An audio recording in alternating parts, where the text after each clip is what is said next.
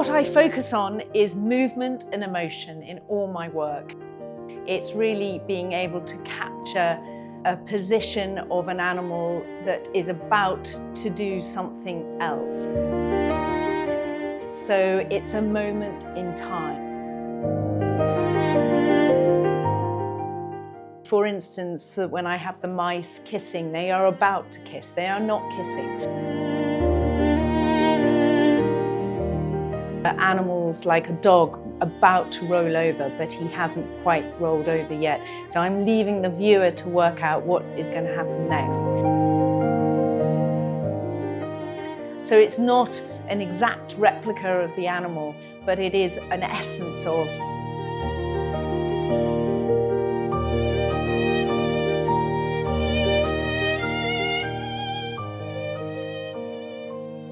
The thing about sculpture is sculpture embodies normally movement, and Jane really captures movement in her work, and you can see that from some of the pieces that are beside me on this table. And that is what Jane's work really embodies. She brings together the elements that we really enjoy, and those, first of all, are acknowledgement and an understanding of a craft, but creating something modernist and contemporary which is very much her own. How do I go about my work? Really is through getting to know the subject. Knowledge is power. I spend a lot of time drawing and sitting in the fields, getting a very soggy bottom, trying to understand the subject matter. I try and work as much as I can from life. That makes your work much more immediate.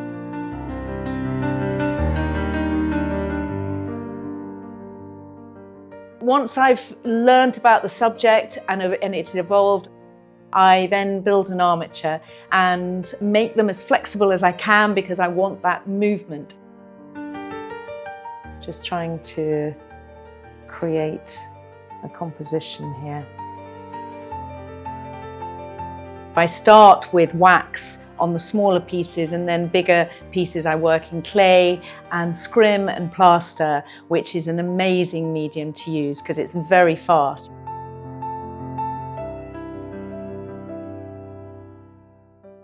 I sometimes have to do 8 to 10 sculptures before I get the right feeling, and maybe that's through me learning on the job, and I never give up. So sometimes it just goes on until I get the right thing.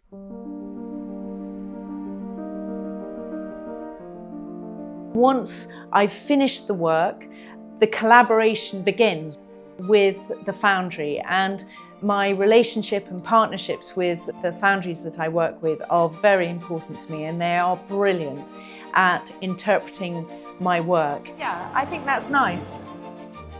The focus on detail is so important because the foundry process is so intricate. It hasn't changed for thousands of years.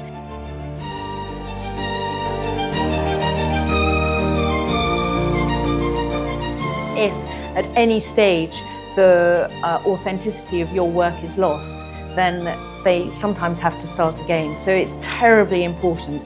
Seeking perfection is a very dangerous thing in art, but I'm 80-20 rule, and I think they're 80% there.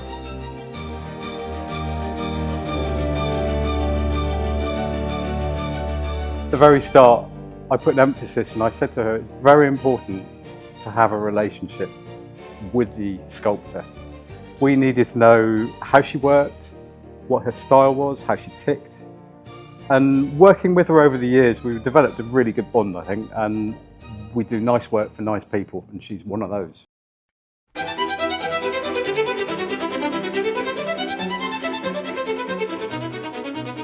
see my little mice being born. I know. They're coming alive. I love the relationship I have with clients. I'm not fearful of building up a relationship with them and trying to work out what their needs are and what they want from their sculpture. We came up with a concept of two little beings relating to each other, and there's so much energy, they're so expressive. and they've got a lot of individual personality as well as the interaction between them, and I'm so thrilled with the work. I really, really am. And I'm very grateful to Jane for her willingness to really work with me that way. The reason why this is so special is that it's a private commission, courtesy of Rupert, but it's going to be public art. Oh, lovely.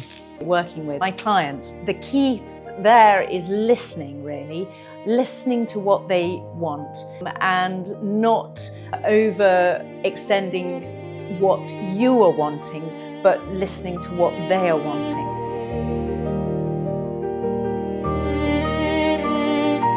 I live on a long terrace, and I just thought it'd be nice for the small sculptures of birds on my top floor. So that was the commission, and I just thought her art, I thought would really bring me joy. I thought it was beautiful, and the final product I'm just absolutely thrilled with. Oh, rather nice. I think so. I think so. See what the neighbours think.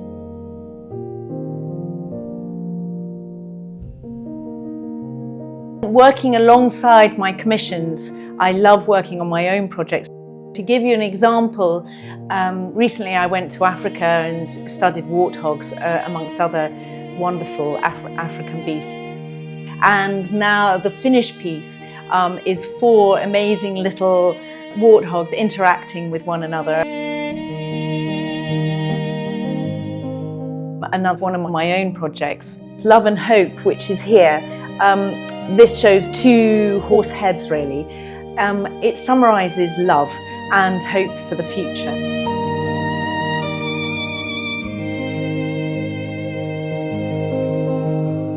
Jane has developed a method and a style and an approach which is all her own. And that is how reputations are built. That is why people would say, I want a Jane Shaw sculpture. Jane has uniquely got the sort of personality where she can really empathise with her client. She can get into your experience, your head, and she can work with you to have those pieces co-designed with you. I have absolutely total faith in her work, and I have total faith in her personality and her integrity as an artist. And to me, that is very, very important.